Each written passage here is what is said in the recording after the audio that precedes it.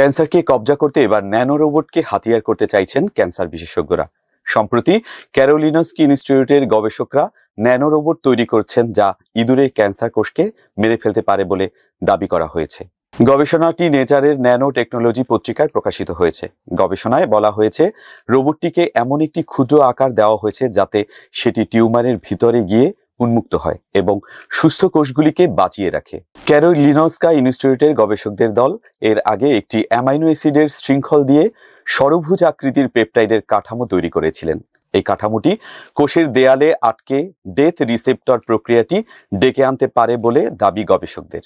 যখন কোনো জীবের এক বা একাধিক কোষ সংক্রমিত হয়, তখন কোষের মৃত্যু ঘটে। কোষগুলির স্বাভাবিক বিকাশের জন্য এবং কোষ চক্র পরিপূর্ণ হওয়ার জন্য জীবকোষের মৃত্যু প্রয়োজনীয়। কোষের নিয়মিত ক্রিয়াকলাপ বজায় রাখার জন্য এটি গুরুত্বপূর্ণ। পেপটাইডের এই ষড়ভুজাকার ন্যানো প্যাটার্নটি একটি প্রাণঘাতী অস্ত্রে পরিণত হয়েছে বলে গবেষণার নেতৃত্বে থাকা ক্যারোলিনস্কা ইনস্টিটিউটের মেডিকেল বায়োকেমিস্ট্রি অ্যান্ড বায়োফিজিক্স বিভাগের অধ্যাপক বোজার্ন হগবার্গ দাবি করেছেন।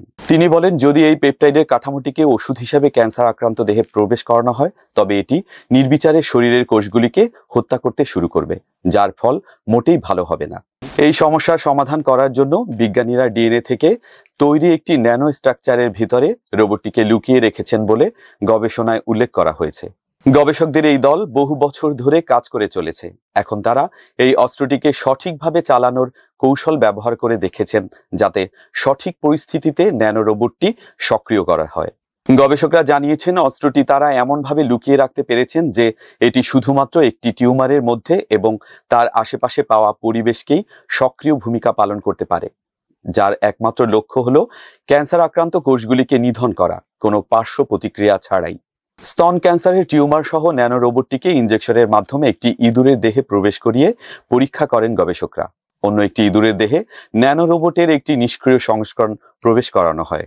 সেই পরীক্ষার যে ফলাফল সামনে এসেছে, তাতে এটা স্পষ্ট যে সক্রিয় ন্যানো রোবটটি ইঁদুরের দেহে টিউমারের বৃদ্ধি 70% পর্যন্ত কমিয়ে দিতে সক্ষম হয়েছে। তবে এখনই এই গবেষণাকে পুরোপুরি সফল বলতে নারাজ ক্যারোলিনস্কার বিজ্ঞানীরা।